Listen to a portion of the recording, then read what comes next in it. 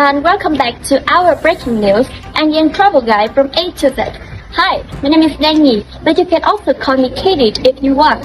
I am a reporter from class 10A2 in Nguyễn Văn Thoại High School. Speaking of An Giang, this is the land of magnificent landscape and breathtaking views of the Mekong Delta in the southern of Vietnam. And now, no longer waiting, let's get started. Visiting An Giang province, the first feeling here is peaceful. The beautiful voice of birds mixed with the voice of children on paddy fields, all of these things create a wonderful picture that anyone cannot forget when coming here. So firstly, I would like to introduce about Sub Mountain, which is also my hometown. Sub Mountain is known as the most charming, beautiful mountain in An Giang. For visitors looking for peace, relaxation, Sub Mountain always offers a tranquil sanctuary, especially Duplam Monastery.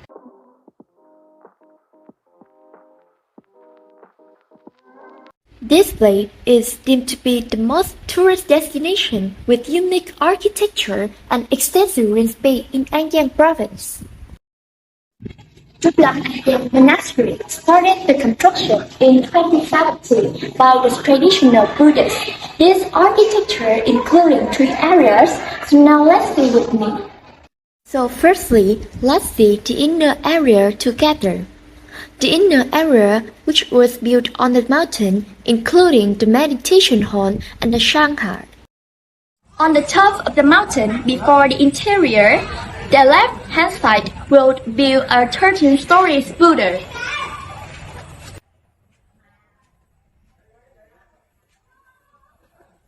On the right-hand side will erect a 63-meter high statue of Badu Sapphire Wan Yin. When it comes to the second, I would like to introduce about the outer area, which is also the main zone in Duplam An Giang Monastery. When entering the main hall, you will be able to see the red tile floor and delicately carved wooden pillars. In particular, when entering from the main gate, you will also see a large pond full of lotus. Duplam An Giang Monastery is not only a destination for Buddhists, but also a place to visit and take pictures. The campus is considered to be quite spacious, airy, and exude majesty with orange-red tiles.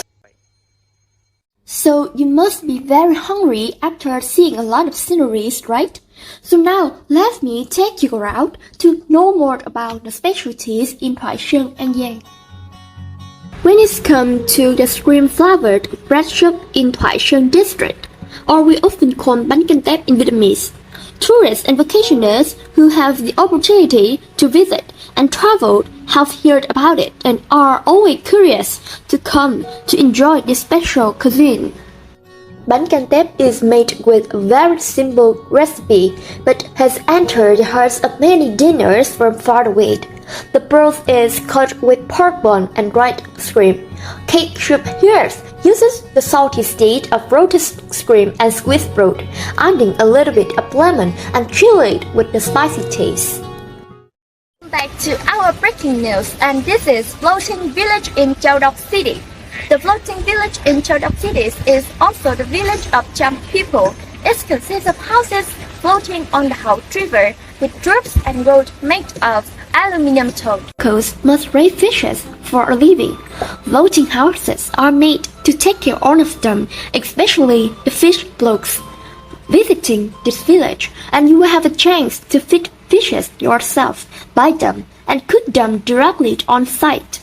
Now, let me take you for a walk around the Châu Đốc Market, which is the culinary paradise of southeast region of An Giang.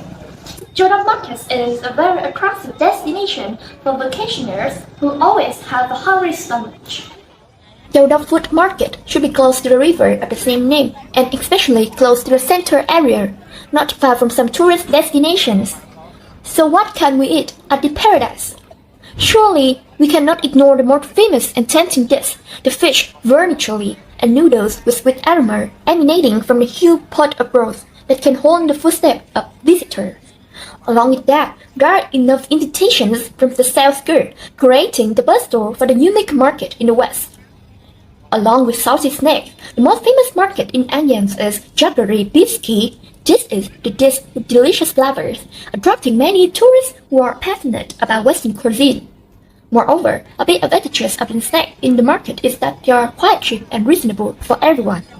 Welcome back to our newsletter, and here are some methods for Anyang to develop more. Firstly, Anyang tourism resources are diverse and giving our country a huge advantage in tourism. Therefore, Anyang province should have new directions, which is to explore rural tourism activities, such as homestay, floating markets, traditional craft village, and river tourism. Particularly, guiding services for tourists to experience the agricultural production process as a tourist product must be also given a massive attention. Finally, the investment should think about organizing culinary events and attractions at appropriate times to attract vacationers, especially during festival. In conclusion, I want to say that we are now living in Anyang, so we have the obligation to have Anyang develop more and more by advertising and preserving Anyang landmarks and protecting Anyang environment by our heart.